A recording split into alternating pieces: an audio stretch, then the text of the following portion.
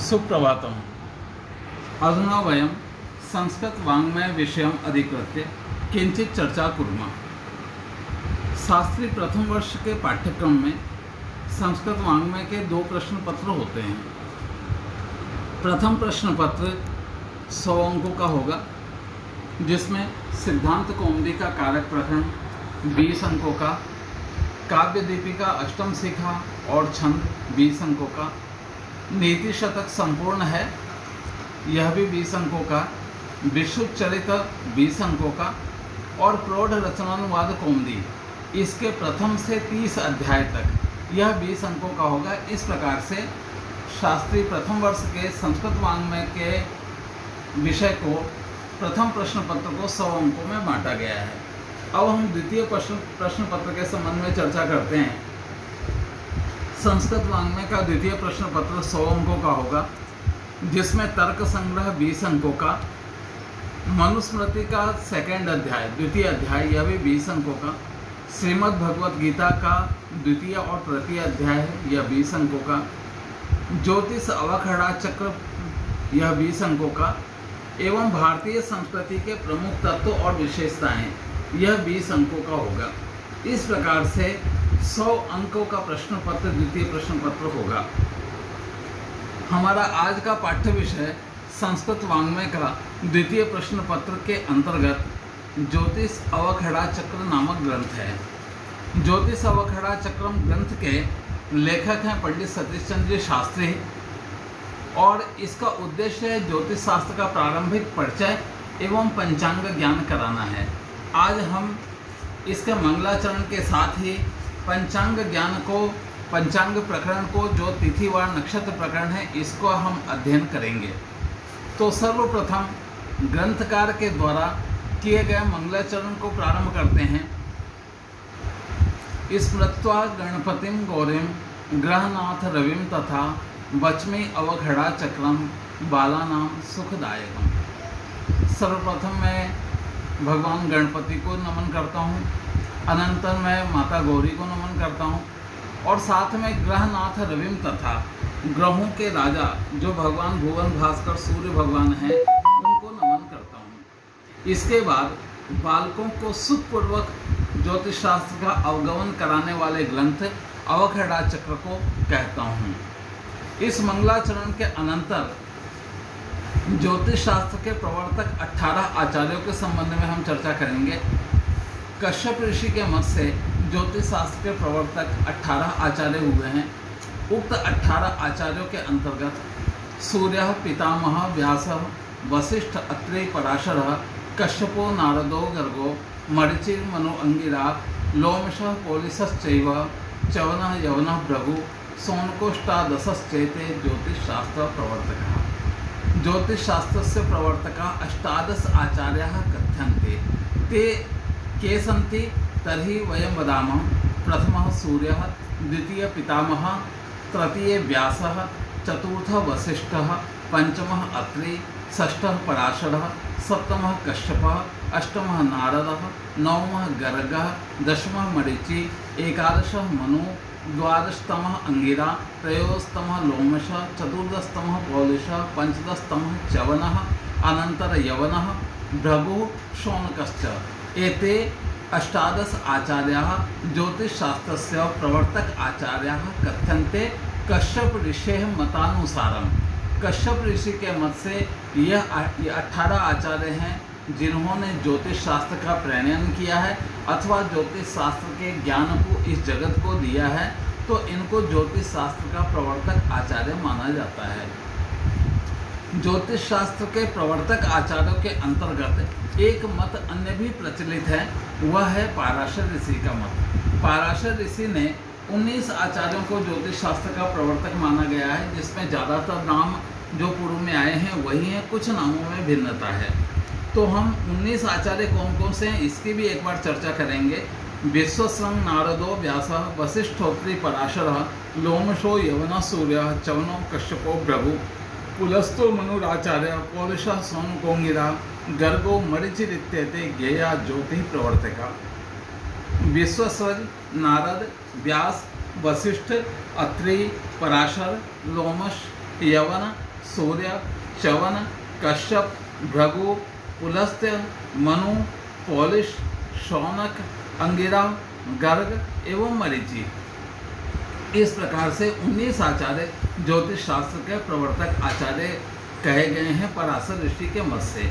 इन दोनों मतों में ज़्यादा ग्राह्य कौन सा है, तो इसके संदर्भ में कश्यप ऋषि का मत, जो 18 आचार्यों को ज्योतिष शास्त्र का प्रवर्तक मानने का मत है, यही सर्वाधिक प्रचलित है। अब हमारे मूल आज के वर्ण विषय तिथि वार पंचांग प्रकरण की चर्चा करेंगे, क्योंकि तिथि वार और पंचांग को समझे बिना हम ज्योतिष शास्त्र में गति नहीं पा सकते, या हमारी उस ज्योतिष शास्त्र में बिल्कुल गति नहीं हो सकती। तिथि वारम च नक्षत्रम योग करणमेव च पंचांग सेतान्यंगानि कथितानि महर्षिभिः। ज्योतिष शास्त्र के प्रवर्तक महर्षियों के अनुसार तिथि, वार, नक्षत्र, योग और करण ये पंचांग के 5 अंग होते हैं। स्थूल रूप से जब कोई कहते हैं कि पंचांग का ज्ञान, तो पंचांग से तात्पर्य हम एक प्रकार की पुस्तिका को मानते हैं, जिस पुस्तिका में हमें तिथि, वार, नक्षत्र, योग, कौन सा व्रत, त्यौहार, विभिन्न प्रकार के मुहूर्त इत्यादि प्राप्त होते हैं। स्थूल रूप से हम उसको मानते हैं, लेकिन उस पुस्तिका का नाम पंचांग इसीलिए है क्योंकि उसमें तिथि, वार, नक्षत्र, योग एवं करण इन 5 अंगों की हमें जानकारी प्राप्त हो जाती है। तो सर्वप्रथम हम इन 5 अंगों के अंतर्गत तिथि की जानकारी करते हैं। तिथि की जानकारी करने से पूर्व हम मास की चर्चा करेंगे। हिंदी के अंतर्गत 12 मास होते हैं, जैसे जनवरी, फरवरी इत्यादि 12 मासों की परिकल्पना की हुई है, उसी प्रकार से हिंदी के अंतर्गत भी 12 मास होते हैं, जिनके नाम हैं चैत्र, वैशाख, ज्येष्ठ, आषाढ़, श्रावण, भाद्रपद, आश्विन, कार्तिक, मार्गशीर्ष, पौष, माघ, फाल्गुन इति 12 मासाः। ये 12 महीने कहे गए हैं। चैत्र प्रथम मास है और फाल्गुन अंतिम मास है, तो चैत्र से फाल्गुन तक ये 12 मास की गणना की गई है। इन 12 मासों को जानना हमें बहुत ज़रूरी है। अब मास, ये हिंदी के जो मास हैं ये कैसे बनते हैं, इसके अंतर्गत ही हमें तिथियों का ज्ञान भी प्राप्त हो जाएगा। जैसे चैत्र मास है, तो हिंदी के प्रत्येक मास में 2-2 पक्ष होते हैं, जिसको पखवाड़े भी कहते हैं। एक पखवाड़ा अथवा एक पक्ष 15 दिनों का होता है। ये पक्ष हैं कृष्ण पक्ष एवं शुक्ल पक्ष। कृष्ण पक्ष के लिए सीधी सी परिभाषा कही गई है, अमायुतो यह कृष्ण पक्ष तस्मिन् पक्षे कृष्णा रात्रि। जो अमावस्या से युक्त पक्ष होता है वह कृष्ण पक्ष कहा जाता है। उस पक्ष में रातें जो है वो काली होती हैं, अर्थात कृष्ण पक्ष जब चल रहा होता है तो आकाश में काली रात्रियां होती है, प्रकाश का अभाव होता है और उसकी अंतिम तिथि अमावस्या होती है। इसी प्रकार से पूर्णांतो यह शुक्ला पक्ष तस्मिन् पक्षे शुक्ला रात्रि, जिसमें पूर्णिमा जिसकी अंतिम तिथि होती है और रातें शुक्ल होती है, शुक्ल वर्ण की होती है, चमकीली श्वेत रात्रि होती है, जिसमें सब कुछ हमें दिखाई पड़ता है, इस प्रकार की रात्रि होती है, तो उसको शुक्ल पक्ष कहते हैं। शुक्ल पक्ष की अंतिम तिथि पूर्णिमा होती है। तो प्रतिपदा से लेकर के और पूर्णिमा तक अथवा प्रतिपदा से लेकर अमावस्या तक इस प्रकार 15-15 तिथियां प्रत्येक पक्ष में होती है और दोनों तिथियों को मिलाकर के जैसे 30 दिनों का एक महीना होता है, वैसे ही 30 तिथियों का एक हिंदी का मास होता है। अब उन तिथियों के नाम क्या हैं, तो यह क्रम से 1 से 15 तक मैं तिथियों का नामोच्चारण करूंगा। प्रथम तिथि प्रतिपद कही गई है, द्वितीय तिथि द्वितीया के नाम से जानी जाती है, तृतीय तिथि तृतीया कही जाती है, चौथी तिथि को चतुर्थी कहा गया है, पंचम तिथि को पंचमी कहा गया है, छठे नंबर को षष्ठी, अनंतर सप्तमी, अष्टमी, नवमी, दशमी, एकादशी, द्वादशी, त्रयोदशी, चतुर्दशी और अमावस्या, ये कृष्ण पक्ष की 15 तिथियां हो गई। इसी प्रकार से शुक्ल पक्ष जब प्रारंभ होगा, अमावस्या के बाद पहली तिथि शुक्ल पक्ष की आएगी, तो वह फिर से उन्हीं तिथियों का पारायण होगा। प्रतिपद, द्वितीया, तृतीया, चतुर्थी, पंचमी, षष्ठी, सप्तमी, अष्टमी, नवमी, दसवीं, एकादशी द्वादशी, त्रयोदशी, चतुर्दशी एवं पूर्णिमा। तो दोनों पक्षों की 15-15 तिथियां हो गई। कृष्ण पक्ष की अंतिम तिथि अमावस्या हो गई एवं शुक्ल पक्ष की अंतिम तिथि पूर्णिमा हो गई। 15-15 तिथियां दोनों पक्षों की। इस प्रकार से 30 तिथियों का एक मास होता है। यदि तिथियां कितनी होती है तो सामान्यतः अनेक स्थानों पर षोडश तिथियां भवंती ऐसा कहा जाता है। वहाँ तात्पर्य ये होता है कि प्रतिपदा से लेकर के 15वीं तिथि पूर्णिमा और 16वीं तिथि अमावस्या लिख दी जाती है। अन्यथा 15 तिथियां दोनों पक्षों की 15-15 तिथियां मिलाकर के 30 तिथियों का एक मास होता है। तिथि के अनंतर वार के संबंध में हम चर्चा करते हैं। वार से हम सभी परिचित हैं, हम सभी उपयोग में लेते हैं। रविवार, सोमवार, मंगलवार, बुधवार, गुरुवार, शुक्रवार, शनिवार। यहाँ प्रश्न ये उठता है कि वार का प्रारंभ कब से गिना जाए, पहला वार किसे माना जाए। तो ज्योतिष शास्त्र में प्रथम वार सूर्यवार को माना गया है। सूर्यवार अर्थात रविवार से प्रारंभ करके, जिसको सूर्यवार या रविवार एक ही दिन के नाम है। इसी प्रकार से सोमवार या चंद्रवार द्वितीय वार है। तृतीय वार जो है मंगलवार, जिसको भौमवार भी कहा जाता है। चतुर्थ वार बुधवार है। पंचम वार जो है गुरुवार है, जिसको बृहस्पतिवार भी कहा जाता है। वो अनंतर शुक्रवार और उसके अनंतर शनिवार। इस प्रकार से 7 वारों की परिकल्पना की गई है, जो क्रमशः रिपीट होते रहते हैं। तो रविवार, सोमवार, मंगलवार, बुधवार, गुरुवार, शुक्रवार, शनिवार और फिर से रविवार से प्रारंभ हो जाता है सप्ताह। तो सप्ताह का प्रारंभिक तिथि जो प्रारंभिक वार जो है रविवार माना जाता है और अंतिम वार शनिवार माना जाता है। तो इस प्रकार से हमने तिथियों की जानकारी की। तिथियों के बाद हमने वार की जानकारी की। वार के अनंतर अब हम नक्षत्रों पे आते हैं। नक्षत्रों की संख्या 27 बताई गई है।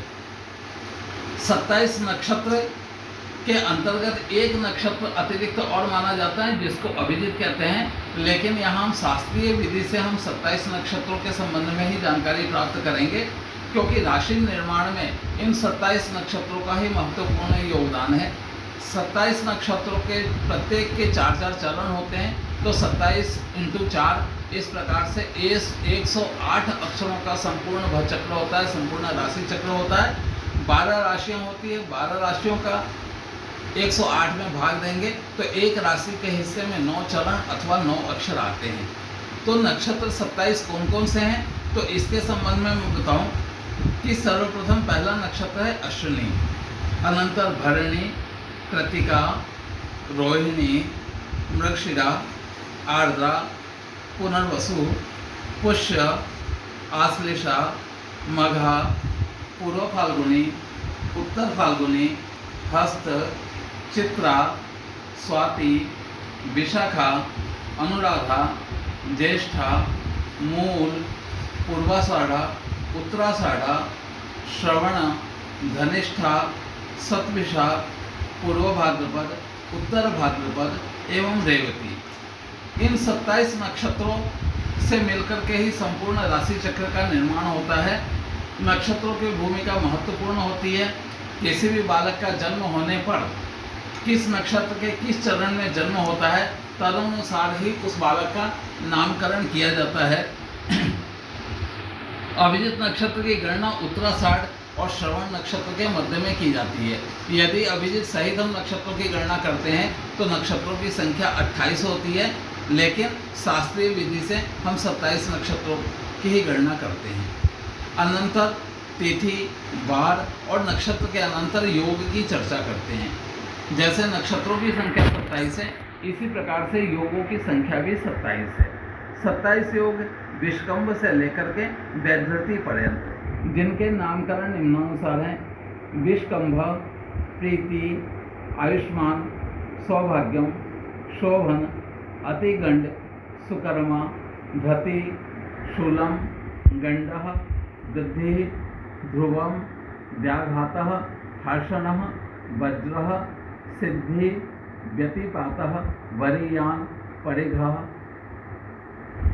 शिवः, सिद्धः, साध्यः, शुभ्रम, शुक्ल, ब्रह्म, ऐन्द्र, व्यधृतिश्च। एते 27 योगा भवन्ति। ये 27 योग होते हैं। योगों का नाम के अनुसार ही फल की प्राप्ति होती है। तो तिथि, वार, नक्षत्र एवं योगों की चर्चा की। अब पंचांग के 5 अंगों में से 5वां अंग शेष है, जो कहा जाता है कि करण। कहा जाता है कि तिथ्यर्धम करणम कथ्यते, तिथि के आधे भाग को करण कहा गया है। करण कितने होते हैं? तो इसका उत्तर है कि करण एकादश होते हैं। करण कितने प्रकार के होते हैं? तो करण 2 प्रकार के होते हैं। प्रथम चर करण एवं स्थिर करण। चर करणों की संख्या 7 होती है, स्थिर करणों की संख्या 4 होती है। दोनों प्रकार के करण को मिलाने पर एकादश करणों की संख्या होती है। चर करण सर्वप्रथम मैं बताऊंगा। बव, बालव, कौलव, तैतिल, गर, वणिज, विष्टि, ये 7 जो हैं चर करण कहे गए हैं। और इन 7 चर करणों के बाद 4 स्थिर करणों की गणना होती है, जिनके नाम है शकुनि, चतुष्पद, नाग, किंस्तुगदम। एवं प्रकारेण एकादश कर्णानि भवन्ति। इस प्रकार से दोनों कर्णों को मिलाकर के, चर करण और स्थिर करणों को मिलाकर के कर्णों की संख्या एकादश हो जाती है। तो हमने यहाँ पर तिथि, वार, नक्षत्र, योग और करण, इन सब के संबंध में हमने चर्चा की। इन 5 अंगों को ही पंचांग कहा जाता है। इन 5 अंगों की जानकारी ही हमें पंचांग नामक पुस्तिका से प्राप्त होती है, और इसी के आधार पर समस्त प्रकार के लौकिक व्रत, त्यौहार, उत्सव इसी इत्यादि का निर्धारण होता है। अब मैं नक्षत्र के चरण ज्ञान के संबंध में चर्चा करूंगा कि जैसे मैंने बताया था कि प्रत्येक नक्षत्र के 4 चरण होते हैं। अर्थात उन चरणों को ये भी कह सकते हैं कि एक नक्षत्र में 4 अक्षर होते हैं, उन्हें ही 4 चरण कहा गया है। वे अक्षर कौन कौन से होते हैं, तो एक बार अपन इसकी चर्चा करते हैं। सर्वप्रथम चू, चे, चो, ला, अश्विनी नक्षत्र के ये 4 चरण हैं। ली, लू, ले, लो, भरणी नक्षत्र के ये 4 चरण हैं। अ, ई, उ, ए कृतिका के 4 चरण। ओ, वा, बी, बू रोहिणी के 4 चरण। बे, भो, क, की मृगशिरा के 4 चरण। कु, घ, ग, छ आर्द्रा नक्षत्र के 4 चरण। के, को, ह, ही पुनर्वसु नक्षत्र के 4 चरण। हु, हे, हो, डा पुष्य नक्षत्र के 4 चरण। डे, डू, डे, दो आश्लेषा नक्षत्र के 4 चरण। मा, मी, मू, में मघा नक्षत्र के 4 चरण।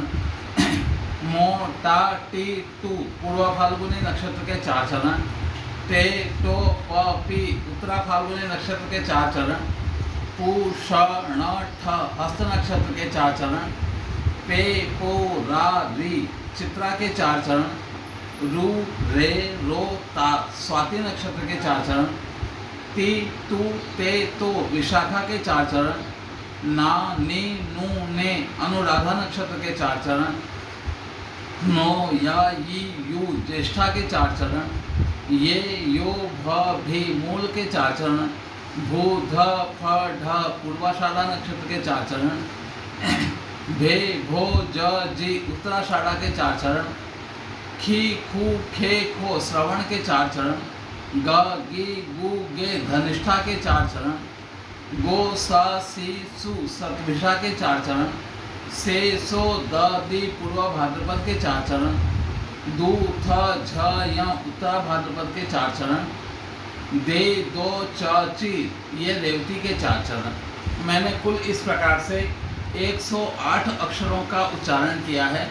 इन 108 अक्षरों में 12 राशियां होने के कारण जब 12 का भाग देंगे तो एक राशि के हिस्से में 9 चरण अथवा 9 अक्षर आएंगे। अर्थात जैसे मेष राशि है, मेष राशि निर्माण करेंगे तो चू, चे, छो, ला, ली, लू, ले, लो और कृतिका का प्रथम अ 2.25 नक्षत्रों की एक राशि होती है अथवा 9 चरणों की एक राशि होती है। अब हम थोड़ा सा राशि के संबंध में चर्चा करें, क्योंकि किस प्रकार नक्षत्रों से राशियों का निर्माण होता है इस संबंध में हमने चर्चा की। राशियां कुल 12 कही गई हैं। 12 राशियों के नाम है मेष, वृषभ, मिथुन, कर्क, सिंह, कन्या, तुला, वृश्चिक, धनु, मकर, कुंभ एवं मीन। मेष प्रथम राशि है और मीन अंतिम राशि है। ये जो 12 राशियां कही गई है, इन 12 राशियों के ही नव 7 ग्रहों को में बांटा गया है। ये 7 ग्रह जिनको हम 7 वारों के नाम से जानते हैं, 7 ग्रहों के नाम पे ही 7 वारों के नाम हैं। ये 7 ग्रह ही इन 12 राशियों के स्वामी हैं। यथा मेष राशि पहली राशि है और मेष राशि का स्वामी मंगल है। दूसरे नंबर की राशि वृषभ है और वृषभ राशि का स्वामी शुक्र है।